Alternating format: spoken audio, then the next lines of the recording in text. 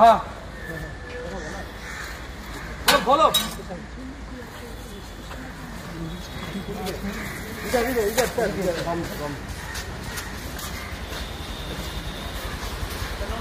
ভালো আছে স্যার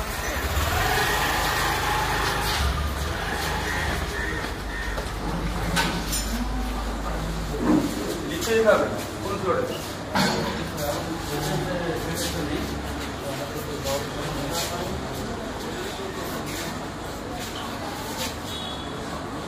কোন ফ্লোরে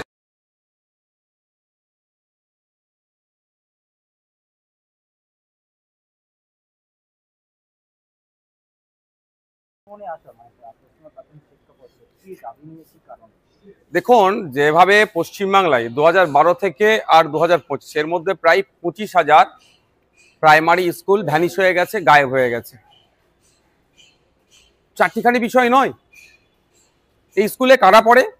প্রান্তিক সমাজের ছেলে মেয়েরা পড়ে, চাষির ছেলেটা পড়ে, সকালে যে কলকাতায় আসে 10,000 টাকা 8,000 টাকা মাইনের চাকরি করে প্রাইভেট সেক্টরে, তার ছেলেটি পড়ে। যে কলকাতা ওলা উবের চালায় তার ছেলেটি পড়ে। যে জোম্যাটো সুইগি বা এই ধরনের যারা গিগ ওয়ার্কার্স যারা আছে তাদের ছেলেপুলেরা পড়ে। আর্থিকভাবে যারা দুর্বল তাদের ছেলেগুলো এখানে পড়ে। সেই স্কুলগুলো প্রায় 25,000 বন্ধ হয়ে গিয়েছে। এই স্কুলগুলো খুলতে হবে, প্রাথমিক শিক্ষা বিষয়ে জোর দিতে হবে এই বিষয় নিয়ে। আর এই বর্তমানে যে 49,000 স্কুল আছে প্রাথমিক স্কুল, প্রায় 1.5 লক্ষর কাছাকাছি শূন্য পদ আছে। আমরা সেটা চাইছি দ্রুততার সাথে সেটা পূরণ করা হোক। গতকালকে আমরা দেখলাম যে 13,421 ভ্যাকান্সি করেছে, আর 2023-এ যারা টেট দিয়েছে তাদের রেজাল্ট আউট করেছে। আমি 21 তারিখে মেল করেছিলাম, আমি যে 25 তারিখে আসছি, হয়তো সেখানে চাপকে তড়িঘড়ি পাবলিশ করে দিয়েছে, কিন্তু ওই 13,000 দিয়ে চলবে না। শিক্ষা ব্যবস্থা যেভাবে ধ্বংস হতে চলেছে, প্রায় প্রাথমিক শিক্ষা ব্যবস্থা, বুনিয়াদী শিক্ষা যেখান থেকে পায়, সেটা তড়িঘড়ি সেটাকে রিকভারি করা দরকার। ইমিডিয়েট 50,000 ভ্যাকান্সি ঘোষণা করতে হবে সেই বিষয়ে কথা বলার জন্য।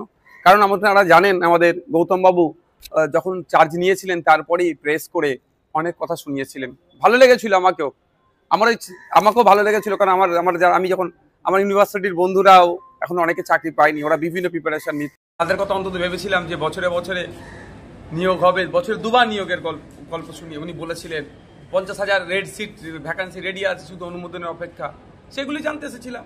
কিন্তু আজকে দেখলাম যে ওনাকে পেলাম না, উনি আজকে নাই। কালকে রাত্রে প্রায় 12টার কাছাকাছি 11টার পরে একটা মেল করছেন যে উনি থাকতে পারছেন না। তো রাত অফিসিয়ালি ওই টাইমে স্বাভাবিকভাবে মেল হয় না। তাহলে কি আমাদের দপ্তর এত কাজ করছে, দিন রাত কাজ করে যাচ্ছে? প্রথম কথা তো আমাদের যারা স্টাফ আছে এখানে, আমি এদের প্রতি সহমর্মিতা জানাবো, এদের সাথে আমার কোনো বিতর্ক নাই। দরকার 25 জন স্টাফ, আছে 5 জন, এমনি এদেরকে কাজ বেশি করতে হয়। আবার রাত 11টায় আবার মেল করছে, মানে কত বেশি কাজ করছে, পালিয়ে বেড়াচ্ছে নাকি তাও বলতে পারবো না।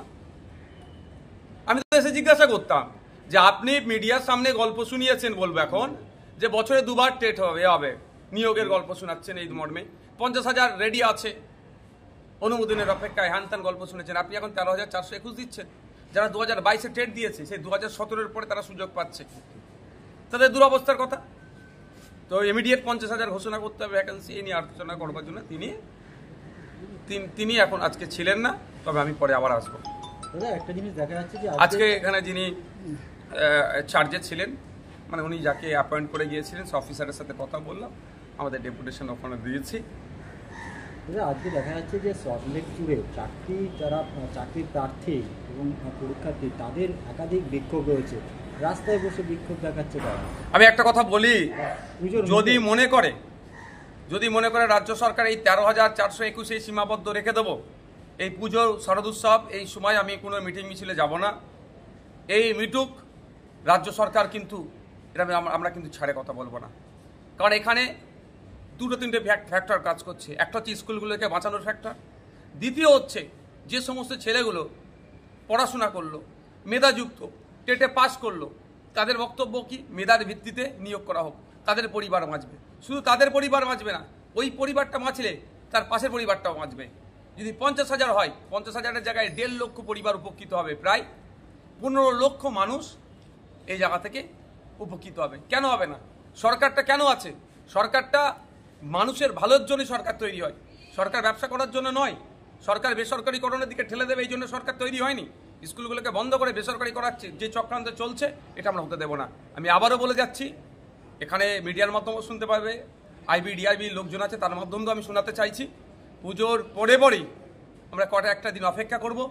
যদি ভ্যাকান্সি না বাড়ায়, এই 13,000-এই যদি তারা মনে করে রিজিট থাকবো, তাহলে আমরা কিন্তু বৃহত্তর আন্দোলনে নামবো। কারণ আমাদের দেয়ালে পেট থেকে গিয়েছে। চন্দ্রনাথ সিনহা আজকে ইডি দপ্তরে আমি এইটা এই বাইরে গিয়ে বলি এই প্রসঙ্গ। ঠিক আছে।